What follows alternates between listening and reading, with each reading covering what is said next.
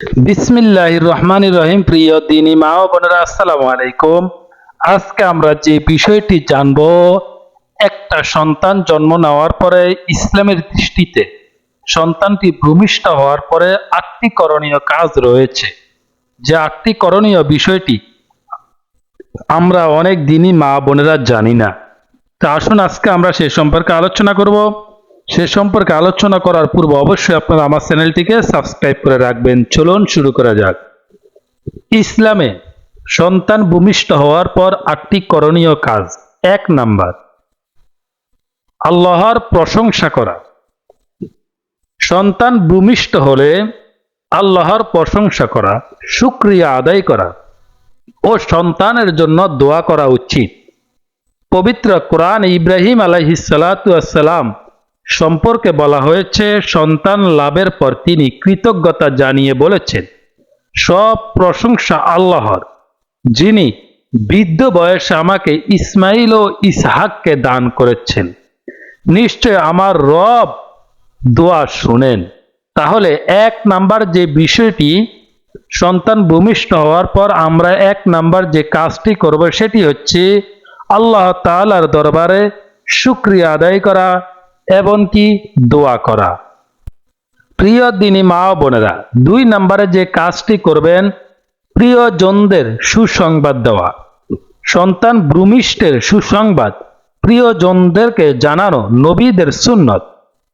আবার সংবাদ জানার পর মা বাবাকে মোবারকবাদ দেওয়া এবং খুশি প্রকাশ করাও সওয়াবের একটি কাজ।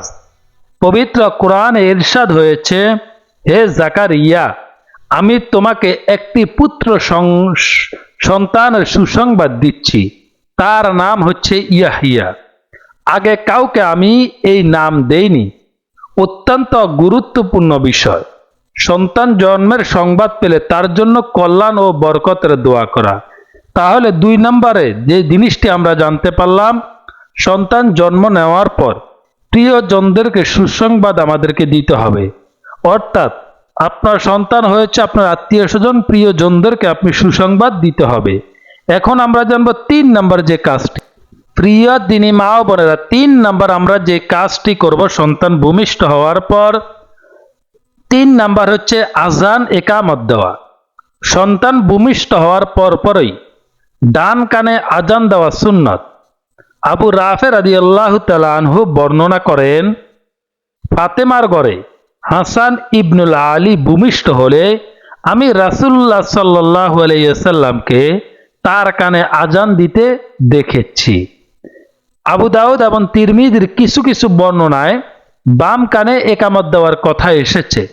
তাহলে 3 নাম্বার যে বিষয়টি সেটি হচ্ছে সন্তান ভূমিষ্ঠ হওয়ার পর ডান কানে আজান এবং কি বাম কানে আমাদেরকে একামত দিতে হবে। 4 নাম্বার হচ্ছে তাহানিক করা। তাহানিকটা কি এটা আমাদের জানতে হবে।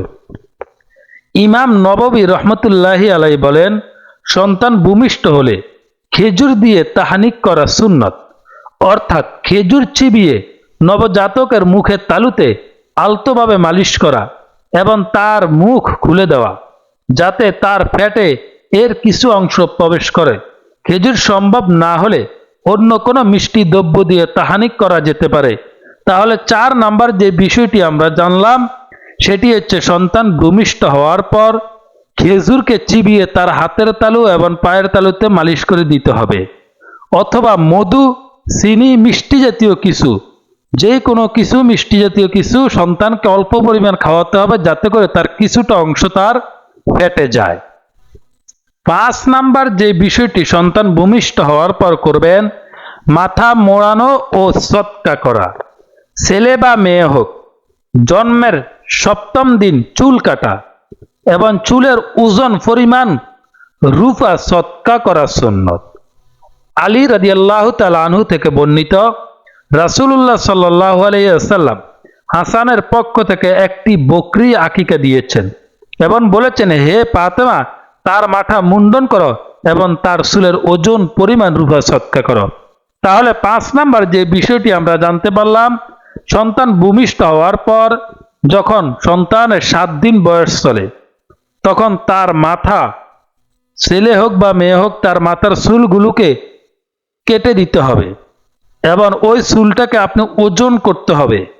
ওজন করে তার পরিমাণ রূপার আপনি সদকা করতে হবে। এটা হচ্ছে 5 নাম্বার কাজ। এখন আসেন আমরা জানবো 6 নাম্বার যে বিষয়টি করতে বলেছেন। 6 নাম্বার কাজটি হচ্ছে আকিকা করা।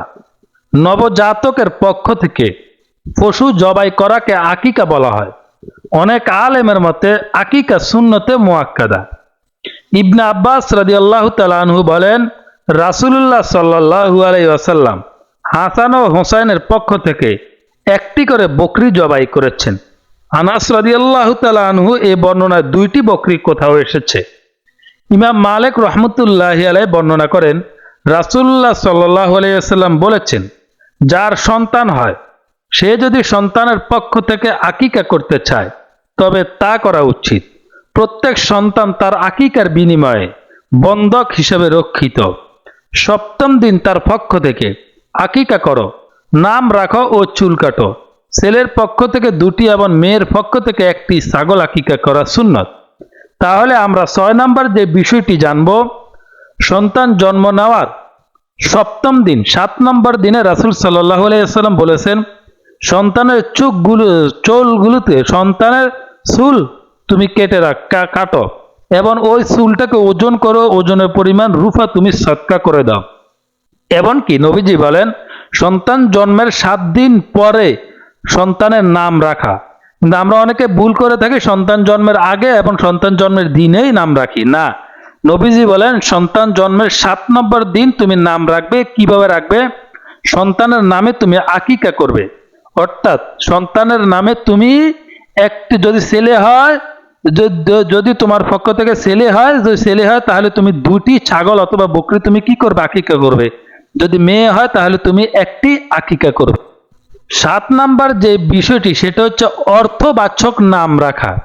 ভূমিষ্ঠ হওয়ার 1ম দিন বা 7ম দিন নবজাতকের নাম রাখা সুন্নত। রাসূলুল্লাহ সাল্লাল্লাহু আলাইহি ওয়াসাল্লাম বলেছেন, আজ রাতে আমার একটি সন্তান ভূমিষ্ঠ হয়েছে, আমার পিতা ইব্রাহিমের নাম অনুসারে তার নামকরণ করেছি। হাদিসের ভাষ্যমতে নবজাতকের নাম সুন্দর ও অর্থবাচক রাখা সুন্নত। রাসূল সাল্লাল্লাহু আলাইহি ওয়াসাল্লাম বলেছেন, কিয়ামতের দিন তোমাদেরকে তোমাদের নিজ নামে ও তোমাদের বাপ দাদার নামে ডাকা হবে, অতএব তোমাদের নাম সুন্দর করে রাখো।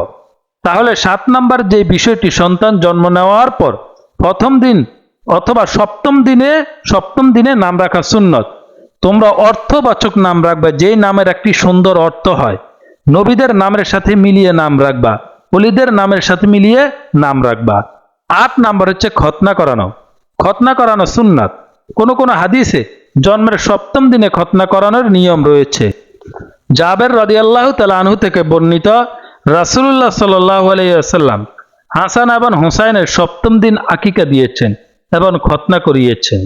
মূলত খতনার বয়স জন্মের 1 সপ্তাহ পর থেকে শুরু হয়, তবে সাবালক হওয়ার আগ পর্যন্ত করে ফেলার ব্যাপারে মত দিয়েছেন অধিকাংশ আলেম।